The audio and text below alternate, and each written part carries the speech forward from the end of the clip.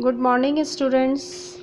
Today we are going to study page number 59 and the topic is less and more requirement. Previous class में हमने different methods of irrigation पढ़ा था. उसमें हमने sprinkler system या fountain system पढ़ा था और हैंड पम्प, ट्यूबवेल, रहट इनके बारे में पढ़ा था. तो आज पढ़ेंगे हम less and more requirement. The requirement of water for every crop is different. हर फसल के लिए पानी की ज़रूरत अलग अलग होती है. गेहूं के लिए अलग ज़रूरत होती है पानी की, चावल के लिए अलग होती है, दालों के लिए अलग होती है. सबके लिए एक जैसी ज़रूरत नहीं होती है. If a farmer has a good knowledge about it then water can be used properly. अगर एक किसान को इन चीज़ों की बहुत अच्छी जानकारी है कि कौन से प्लांट को या कौन से क्रॉप को कितना पानी देना है तो उसकी फसल बहुत ही अच्छी होगी. Some crop need more water and some need a lesser amount. कुछ क्रॉप्स ऐसी होती हैं जिनको पानी की बहुत ज़्यादा ज़रूरत होती है और कि कुछ ऐसी होती हैं जिनको पानी की बहुत कम मात्रा की ज़रूरत होती है. In this way wastage of water can be prevented. इसकी मदद से, इस जानकारी की मदद से हम पानी का जो वेस्टेज होता है उसको हम रोक सकते हैं, है ना. मतलब कुछ पौधे ऐसे होते हैं जिनमें अगर हमने ज़्यादा पानी लगा दिया तो उनकी जड़ें गल जाती हैं. कुछ पौधे ऐसे होते हैं जिनको पानी बहुत ज़्यादा चाहिए होता है, जैसे कि चावल को बहुत ज़्यादा पानी चाहिए होता है. पानी की जो क्यारियाँ बना करके उसमें पानी कलेक्ट करके और फिर उसके प्लांट को लगाया जाता है. Some crops need more water and some need a lesser amount. In this way, wastage of water can be prevented. The crops of rice, sugarcane and paddy require more water. चावल की खेती, गन्ने की खेती और पैडी, इन सबको पानी बहुत ज़्यादा चाहिए होता है. Whereas the crops of peas, gram, onion, cucumber require less amount of water. लेकिन प्याज, मटर, चना, कुकुम्बर इन सबको पानी बहुत कम चाहिए होता है. For which crop the farms are required to remain completely filled with water? ऐसी कौन सी फसल है जिसमें खेत के अंदर पूरा पानी भरा हुआ रहता है? तो ऑब्वियसली चावल की खेती होती है. Which crop can be grown even with a very less amount of water? ऐसी कौन सी फसल है जिसमें बहुत कम मात्रा में पानी चाहिए होता है? तो कुकुम्बर, अनियन, ग्राम, पीज इनको बहुत कम चाहिए होता है. How does a रहट work?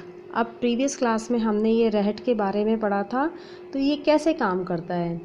A rahat is a wheel like structure installed over shallow well और स्टेप वेल. एक पहिए जैसा घूमता हुआ ये एक स्ट्रक्चर होता है जो कंटिन्यूस घूमता रहता है. इसको एक कुएं के ऊपर या फिर किसी स्टेप वेल के या बावड़ी के ऊपर इसको बनाया जाता है. Many vessels of water are attached over it. इसके ऊपर पानी के बहुत सारे बर्तन इसमें लगा दिए जाते हैं, अटैच कर दिए जाते हैं. When they enter the water inside the well the vessels get filled with water.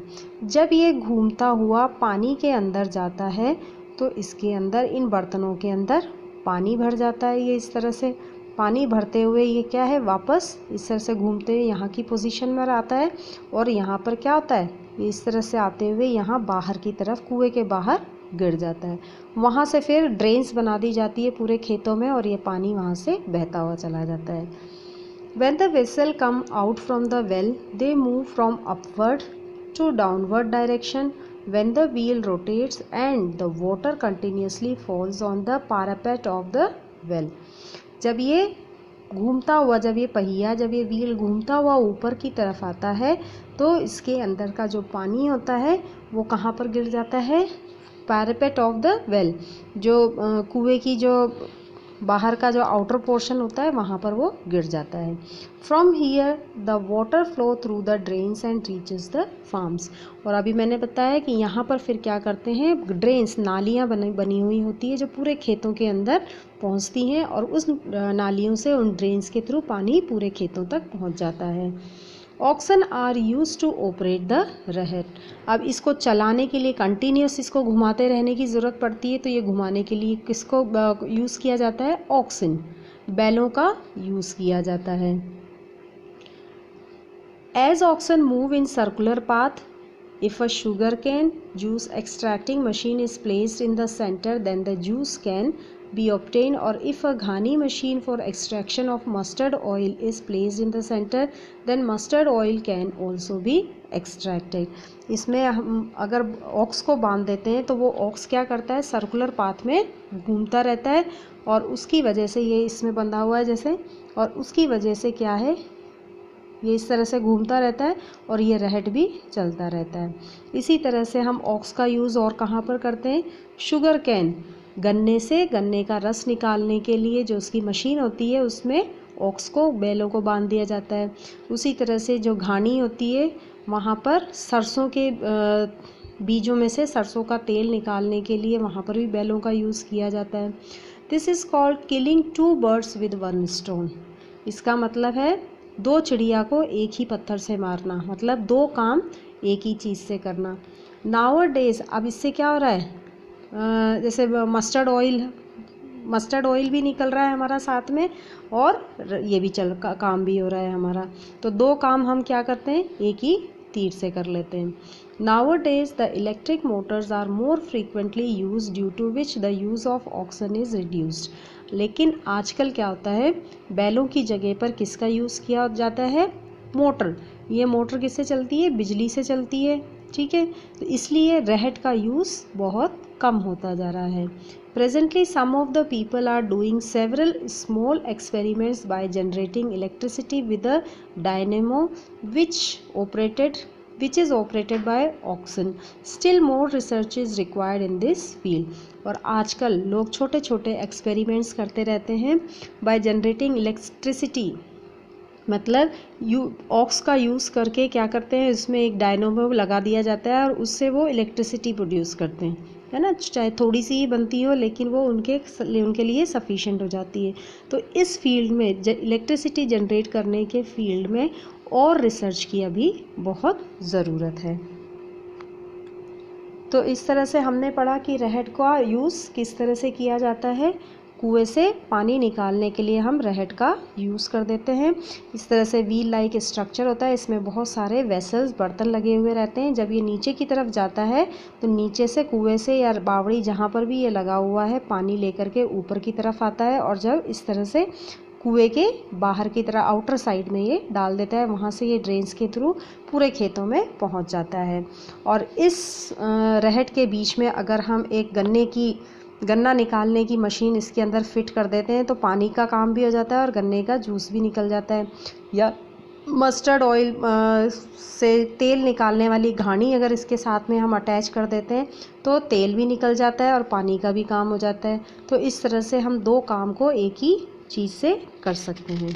और आजकल इसमें ऑक्स का यूज़ करे बिना क्या करते हैं, मोटर लगाई जाती है। तो इस चैप्टर में हमने क्या पढ़ा, water always flow down the slope, कि पानी हमेशा ऊपर से नीचे की तरफ बहता है। The underground water use for irrigation purpose is extracted from the ground by different methods.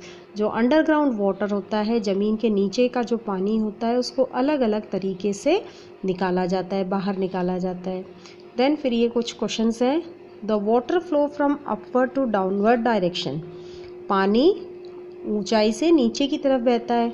How can you use this property of water in different ways, इस प्रॉपर्टी का हम अलग अलग तरीके से कैसे यूज़ कर सकते हैं। In what ways we take out the water from the well, हम कौन से तरीके से या और किस किस तरीके से हम कुएं के अंदर से पानी को निकाल सकते हैं। If the water level in the well goes down then how can the water be taken out by rahat, अगर कुएं का पानी उसका जो लेवल है वो नीचे चला जाए तो फिर हम रहट से पानी कैसे निकालेंगे।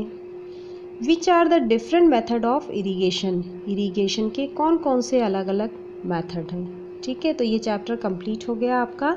इसके क्वेश्चन आंसर जो बाकी बच्चे हैं वो मैं आपको सेंड कर दूँगी।